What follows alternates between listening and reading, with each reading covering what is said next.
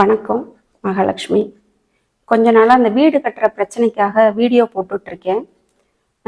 அந்த வீடியோ பிரச்சனை ஒரு பக்கம் போயிட்டுருக்கு. நான் கம்ப்ளைண்ட்டு கேஸுன்னு கொடுத்தது ஒரு சைடு இருக்குது.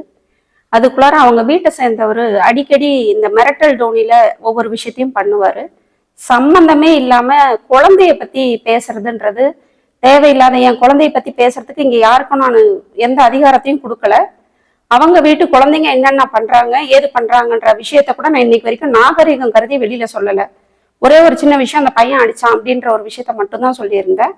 மற்றபடி அவங்க வீட்டு குழந்தைங்களை பத்தி நான் எதையும் பேசல. ஏன்னா அது நானும் குழந்தைய வச்சிருக்கிறதுனால அந்த நாகரிகம் எனக்கு தெரியும். தேவையில்லாம குழந்தைங்களுக்கு போனை போட்டு மிரட்டுறதுன்றது அவங்க வீட்டுல இருந்து தொடர்ந்து பண்ணிட்டு இருக்காங்க. அந்த பிள்ளை என்ன பண்ணுது ஏது பண்ணுதுன்ற விஷயம்லாம் இவங்களுக்கு தேவையில்லை. யார் என்ன பண்றாங்க, அவங்க ஃபேமிலியில என்னென்ன இருக்கு, அவங்கள பத்தி நான் சொல்லணும்னு அவசியம் கிடையாது. அவங்களுக்கே தெரியும் யார் எங்க இருந்து வந்திருக்காங்க, அங்க என்ன பண்ணிட்டு வந்திருக்காங்க, எதனால இங்க வந்தாங்க, என்ன பண்ணிட்டு இருக்காங்க, இது ஃபுல்லாவே அவங்களுக்கும் தெரியும். அது போலீஸ் பார்க்கட்டும், அது எனக்கு தேவையில்லை. ஆனா தேவையில்லாம இனி ஒரு ட்ரிப்பு குழந்தைய இழுக்கிற மாதிரி வச்சுக்கிட்டா அவங்க துணிச்சலா நின்னா நிக்கட்டும். அதே துணிச்சலோட நானும் நிக்கிறேன். இவங்களாவது ஆளை கூட்டிட்டு வந்து இப்ப என் வீட்டை சுத்தி சுத்தி வந்து பாக்குறது, நான் எங்க இருக்கேன், என்ன பண்றேன், எங்க இருந்து வந்தேன், எங்க போறேன், இந்த விஷயத்த எல்லாமே டீட்டெயில் கரெக்டா கொடுக்குறாங்க. எங்க வீட்டுல யார் இருக்காங்க, என்ன பண்றாங்கன்றது. இன்னைக்கு வரைக்கும் அவங்க யாருன்னு கூட எனக்கு தெரியாது. எனக்கு அவசியமும் இல்லை, அவங்கள பத்தி பேசணுன்ற அவசியமும் எனக்கு இல்லை. நீங்க எங்க வேணா ஆளை வச்சு பாருங்க, என்ன வேணா பண்ணுங்க. நான் சட்டப்படி போயிட்டு இருக்கேன். எனக்கு கொடுத்த டார்ச்சர், அவங்க வீட்டுல இருந்து வந்த டார்ச்சர் கொஞ்சம் நஞ்சம் கிடையாது. அத்தனையும் தாண்டி நான் நின்றுட்டு இருக்கேன். இப்போ வீடியோ போட்டதுக்கான காரணம், இது நடந்தது அத்தனையும் உண்மையை மட்டும்தான் நான் போட்டிருக்கேன்.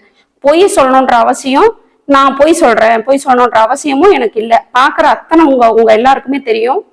நான் என்னவோ பொய்யை மட்டும் பேசுற மாதிரி, அந்த வீட்டில் இருக்கவங்க அத்தனை பேரும் உண்மையை மட்டும் பேசுற மாதிரி ஒரு வீடியோ நேற்று போட்டிருந்தாங்க.